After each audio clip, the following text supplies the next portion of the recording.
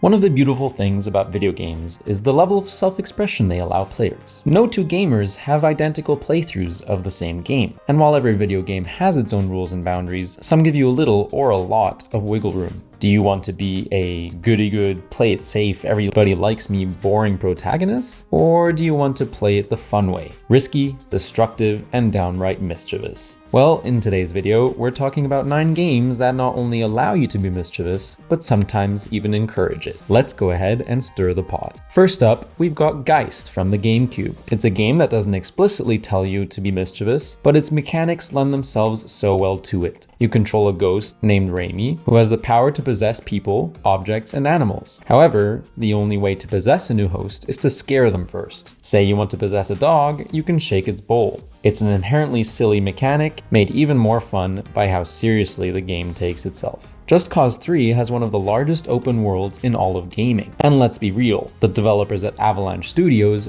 give you all the tools you need to be as bombastically mischievous as you could dream of. It's essentially one big playground, and your toys are a grappling hook, a wingsuit, and an army's worth of crazy weapons. With destructible environments, explosive barrels everywhere, and best of all, your grapple hook working on pretty much everything, there are next to no boundaries to what you can get away with in Just Cause 3. While Agent 47's antics typically have a darker tone to them, given you are, assassinating people, that doesn't mean you can't have some fun along the way. The levels in Hitman games are designed to give you the freedom to complete tasks pretty much in any way you see fit, so the ball is really in your court. That said, if you aren't causing mischief, you're seriously missing out. Say you hide a wet floor sign, NPCs will start slipping on puddles. Mess around with a building's electrical wiring, and everybody inside will be very confused. There's so much freedom in the Hitman series that sometimes you just forget you were even here to assassinate people.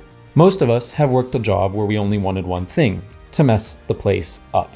Sacked, Your Last Day, lets you live out that fantasy by playing a down-and-out employee facing the chop, who decides to spend their final day causing as much havoc as possible. It's a charming point-and-click prank simulator that lets you meddle with just about every item in the office building. The more pranks you can pull off in the time you have, the more points you get. Not a bad way to spend your last day. Next up is Goat Simulator. The name manages to both perfectly summarize what the game constitutes, while also telling you absolutely nothing. This ridiculous simulator from Coffee Stain Studios cares little about realism or even good game design, and instead just lets you be as crazy as you want and embraces it. Playing as the titular goat, you terrorize a suburban neighborhood by sticking your tongue to various objects and letting the game's physics take over. It's a game that explicitly refuses to make sense and resoundingly succeeds. It's silly, it's absurd, and it is oddly addictive. We don't choose our neighbors. It's a game of luck, and sometimes you pull the short straw. Well, Neighbors from Hell lets you take any anger you may feel toward your fellow street dwellers in a virtual environment. In this game, you play as Woody, who carries out various pranks on his cruel neighbor, Mr. Rottweiler.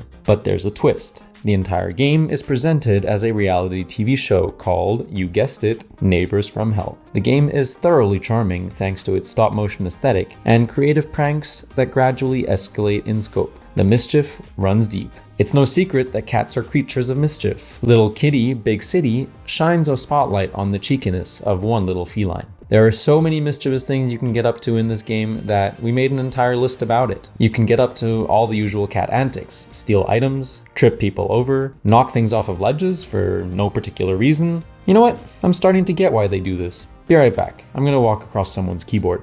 Prove me wrong. There are few things in nature more terrifying than a goose. Look at these things. In Untitled Goose Game, you take control of a very naughty goose, whose one mission in life is to cause as much mayhem in a sleepy village as possible. You achieve this by stealing objects and manipulating humans in order to perform increasingly elaborate pranks. It's a honking good time with optional couch co-op that proves that geese are secretly the top of the food chain. Finally, The Sims is basically the OG of Mischief games. What started off as an innocent life simulator degenerated when players realized they literally have the powers of God. The poor, unsuspecting virtual Sims have fallen victim to all sorts of trickery. What if I throw my Sims into a pool and then remove the ladder? How about starting a fire and removing the door? Seriously, The Sims lets your evil side shine, as there are no rules and no limits to what you can do. Are there any other mischievous games that we didn't include in our list? Let us know in the comments, and be sure to check out thegamer.com for all your gaming needs.